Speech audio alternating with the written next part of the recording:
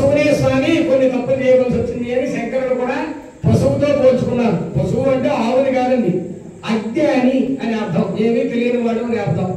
అందుచేత ఏంటయ్యా అంటే ఇటువంటి కార్యక్రమాలు ఏవో జరుగుతూ ఉంటాయి. విమర్శ చేసేవారు ఎందుకయ్యా కథ చెప్పడం అంటే, ఈ విమర్శ చేసుకునే వాళ్ళందరూ కూడా మళ్ళీ తేలు జన్మ ఎత్తుతారు, చెప్పు దెబ్బలు తింటారు, పావు జన్మ ఎత్తుతారు, కర్ర దెబ్బలు తింటారు, ఆ మత్స్య జన్మ ఎత్తుతారు, నేలాన్ని ఎందుకు మొక్కల కింద కోసుకొని తింటారు.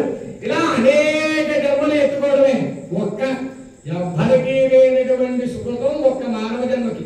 బ్రాహ్మణుడా ఇంకోటం కూడా వర్ణం కాదండి. అక్కడ జ్ఞానాన్ని సంపాదించేటువంటి శక్తి, విచక్షణ జ్ఞానం ఒక మానవుడికే ఉంది. మానవ జన్మ ఎందుకు వస్తున్నాయా అంటే ది లాస్ట్ మోక్షాన్ని పొందడం కోసమే మానవ జన్మ వస్తుంది. ఆ మోక్షాన్ని పొందేటువంటి ప్రయత్నం చేయడమే జీవుడి యొక్క ప్రధాన కర్తవ్యం. అది ఎలా పొందాలి మోక్షాన్ని అంటే ధర్మార్థ కామములు. ధర్మం ముందు, ధర్మం ద్వారా సంపాదించిన డబ్బు, ఆ డబ్బు ద్వారా వచ్చినటువంటి కోరిక, కామం అంటే కోరిక. ఇవి మూడు కర్రలు 4 ముక్కలు చేయాలి మీరు. ధర్మం, అర్థం, కామం 3 ముక్కలు చేస్తే 4వ ముక్క మోక్షం ఆటోమేటిక్ గా అదే అయిపోతుంది. 4వ ముక్క మనం చేసేదే ఉండదు. అలాగే ఏంటయ్యా అంటే ధర్మాన్ని ప్రధానంగా పెట్టుకుని ధర్మం ద్వారా డబ్బు సంపాదించి దాని ద్వారా మీ కోరికలు ధర్మమైనటువంటి చేసుకోగలిగితే తద్వారా మీరు మోక్షాన్ని పొందగలరు. ప్రతి దానికి కూడా మూలం ధర్మం. ఆ ధర్మాన్ని ఆచరించేటువంటి శక్తి ఒక మానవుడికే ఉంది కనుక అందులో ఇటువంటి మాత్ర హోమాలు యజ్ఞాలు చేయడం ఒక ఎత్తు అయితే, ఆ నామ సంకీర్తన, ఆ అఖండమైనటువంటి అన్నదానం, ఆయన మాట్లాడే విధానం, ఆ ప్రేమ, ఇంత ఏర్పాటు ఇవన్నీ కూడా చేయడం ఇంకొక ఎత్తు. అవన్నీ మనం చేయగలమా అంటే ఎవరికి వారే ప్రశ్న.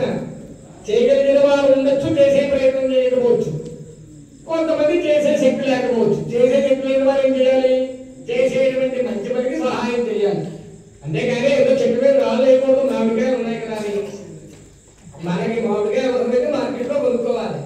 అంతే తప్పితే ఏదో 4 కాయలు ఉన్నాయి కదా, 2 కాయలు కోసుకుపోదామని రాయి వేస్తే తిరిగి రాయి మళ్ళీ మన మీద పడుతుంది. అది తెలుసుకోవాలి ఎవరు. నేను చాలా గొప్పగా ఆచరించానండి, తిరుపతిలో అన్నదానానికి 10 లక్షలు కట్టానండి, నా ఒళ్ళంతా రోగాలేండి. నువ్వు వెనకేం పాపం చేసావో నీకేం తెలుసు? ఇప్పుడు నువ్వు ఎలా ఉన్నావో నీకేం తెలుసు?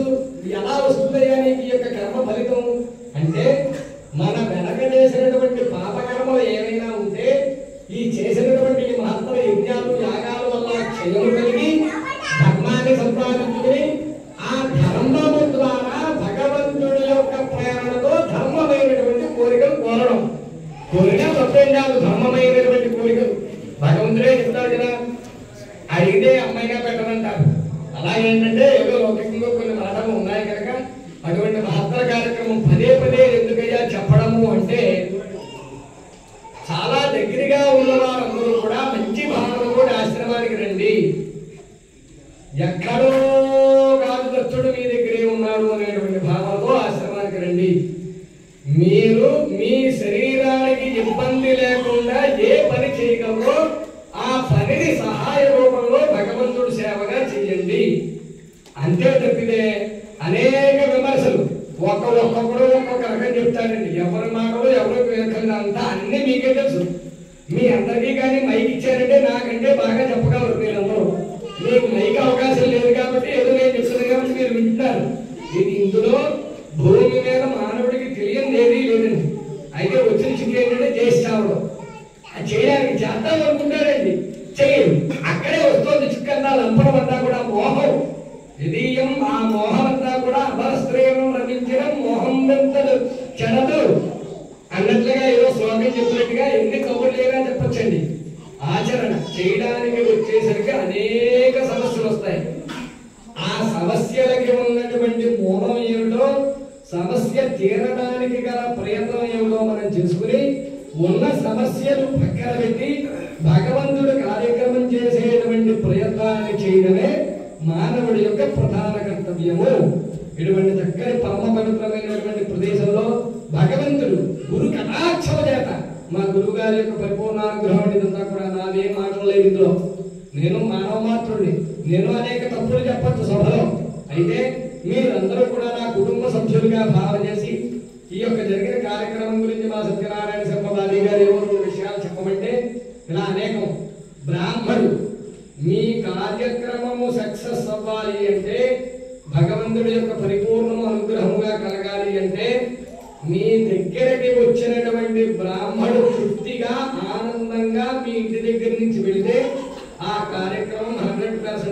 పరిపూర్ణం అవుతుందండి.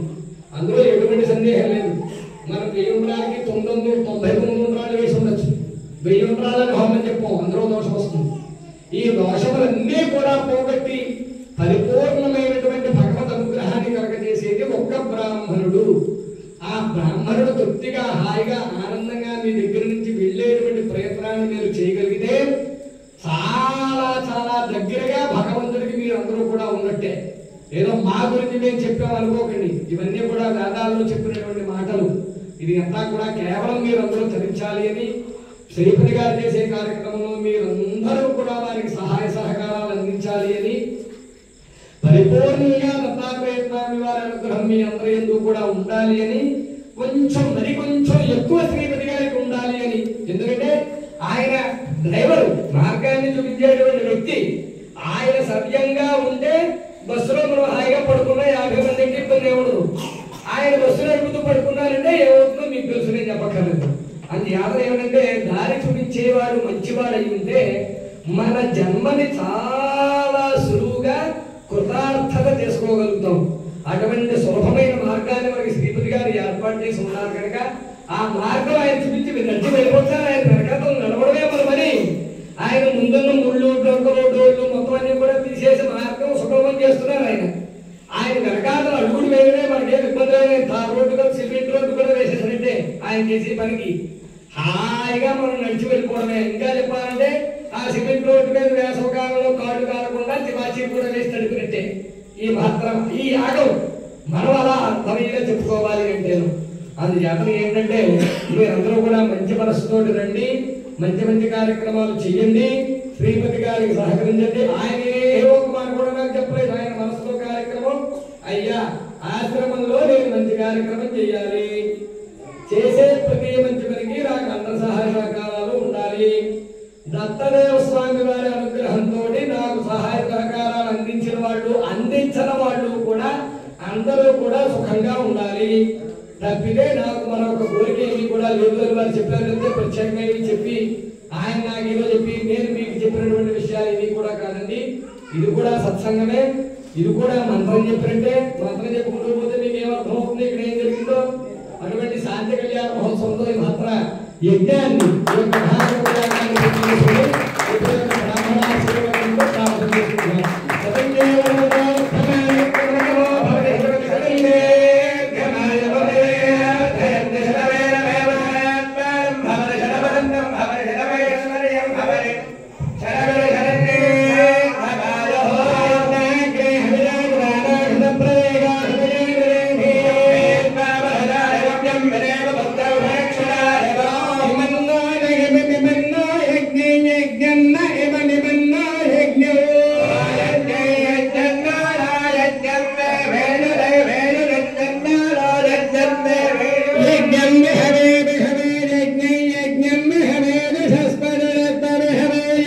Yajnam Hare Dasa